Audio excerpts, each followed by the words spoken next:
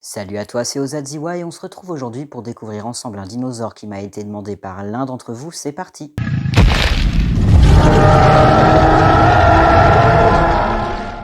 Avant de commencer, si jamais vous voyez que je luis de partout, c'est normal, il fait 40 degrés à l'intérieur, je suis en PLS. Notre voyage d'aujourd'hui débute il y a entre 163 et 152 millions d'années durant le Jurassique supérieur et plus précisément durant l'Oxfordien en Chine pour faire ensemble la découverte du gigante Spinosaurus.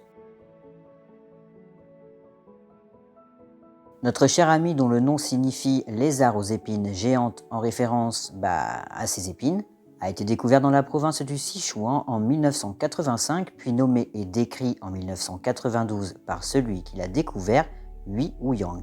Nous allons maintenant passer à sa classification.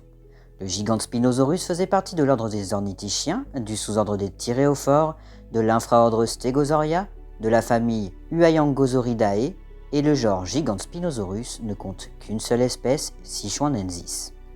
Nous allons maintenant passer à sa morphologie. Le gigante Spinosaurus était un herbivore quadrupède, donc qui se déplaçait à quatre pattes. Sa taille a été estimée comme pouvant atteindre plus de 4 mètres de long, pour un poids pouvant aller jusqu'à 700 kg.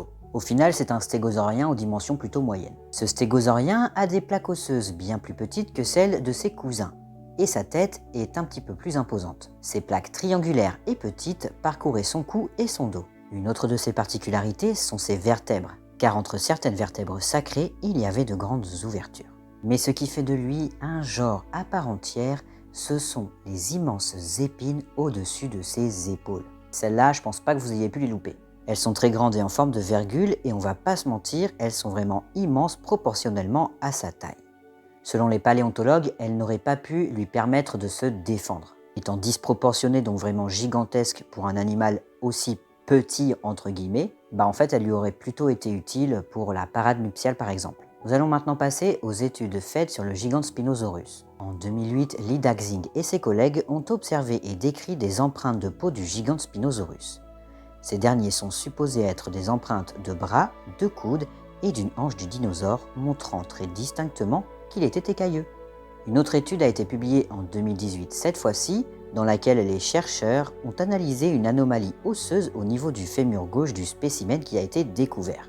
Par de multiples méthodes plus ou moins complexes, ils sont parvenus à voir une cavité à l'intérieur du fémur, ce qui est anormal. Selon eux, cette anomalie pourrait s'expliquer par la présence d'une tumeur osseuse. Autrement dit, notre ami aurait peut-être vécu avec une anomalie osseuse importante s'attaquant à son fémur. Je n'ai pas grand chose de plus à vous dire puisque aucune étude récente ni aucune découverte récente n'ont été faites sur le gigante Spinosaurus. Maintenant nous allons voir quels étaient ses potentiels prédateurs.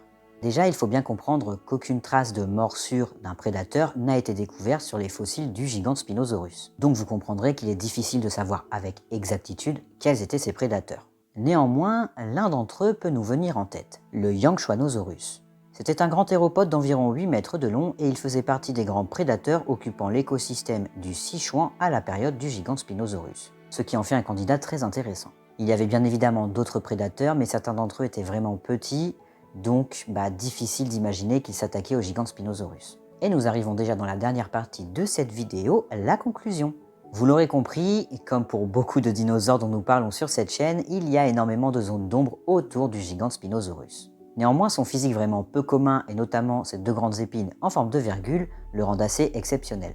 J'espère qu'à l'avenir, d'autres fossiles ou squelettes seront découverts, nous permettant d'en apprendre un petit peu plus sur ce magnifique dinosaure qu'était le gigante Spinosaurus. Avant le petit mot de fin, je tenais vraiment à remercier Plantosaurus Illustration qui a réalisé spécialement pour nous l'illustration que vous avez vue tout au long de cette vidéo. Vous retrouverez les liens vers sa boutique en ligne et sa page Instagram en description et dans le commentaire épinglé. C'était Ozadziwa, si cette vidéo t'a plu, like et abonne-toi. Si tu as regardé jusqu'au bout, marque Gigante Spinosaurus en commentaire et nous on se retrouve mercredi prochain pour découvrir ensemble un nouveau dinosaure. Tchuss!